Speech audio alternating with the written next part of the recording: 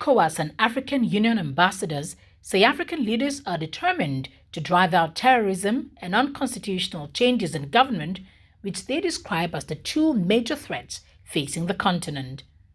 The envoys made this known in separate interviews with the news agency of Nigeria NAN at the end of a consultation meeting between ECOWAS Mediation and Security Council MSC and AU Peace and Security Council PSC in Abuja. Ambassador Abdel-Fatau Musa, ECOWAS Commissioner, Political Affairs, Peace and Security, disclosed that numerous efforts are already intensified to resolve the challenges facing Africa. It is about how do we institutionalize predictable collaborative arrangements between the African Union and the regional economic communities and the regional mechanisms, right? On a broad area, we have chosen terrorism and unconstitutional changes of government as an issue to discuss, simply because these are two existential threats that are facing the West Africa region today. That is,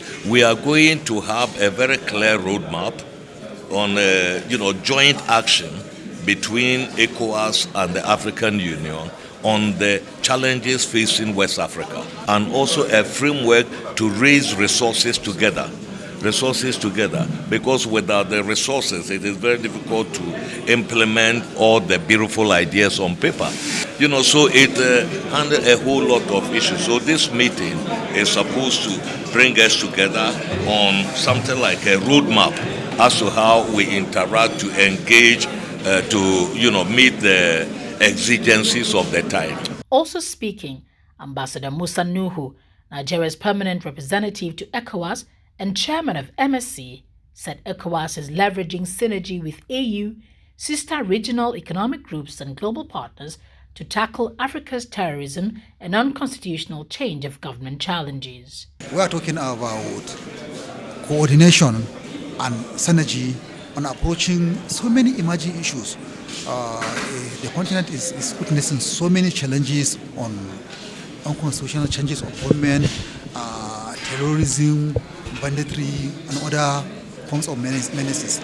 So perhaps the ECOWAS as a region need to work with other regional economic groups such as ECOWAS, which are our immediate neighbors, and then the umbrella continental body, which is the African Union, for us to make sure that there is synergy and there is collaboration on combating these challenges. We did a lot of underground work before we were able to achieve this. In fact, it was Nigeria that was able to do a draft on the modalities and agenda for the meeting and share it with both the ECOWAS and the EU Commission, so that they further work on it for us to achieve what we are doing today. Gambia's permanent representative to AU and chairperson AUPSC spoke on the challenges and way forward. The Peace and Security Council at the African Union has already started addressing these issues. In this month, we have had sessions where we have discussed not just the Sahel, but also the Lake Chad Basin. We have had meetings where we have spoken with the Multinational Joint Task Force. We have had sessions we have spoken with the Lake Chad Basin Commission and other entities and institutions that are working both in the Lake Chad Basin, in the Sahel, and in the Horn of Africa, where these problems run through, to ensure that the solutions that we have are solutions that are sustainable, are solutions that work out for the long term for all of these countries that unfortunately, as you mentioned, are going through the scourge of terrorism and unfortunately resulting in some instances unconstitutional changes of government. Also, Ambassador Bankole Adeoye, African Union's Commissioner, Political Affairs, Peace and Security, said terrorism financing was a critical terrorism enabler which the AU was addressing to rid the continent of terrorism and silence the guns. The root causes are well known, and the African Union, ECOWAS, and all the regional bodies are really addressing the root causes. One of the enablers of terrorism, as you said, is sponsorship and financing, mainly from external sources, and in some cases, local.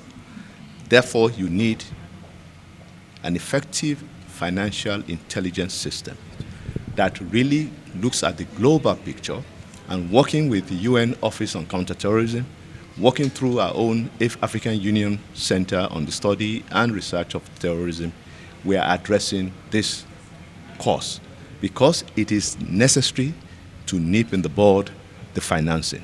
Once you cut off that lifeline, most of the terrorists will not be able to survive.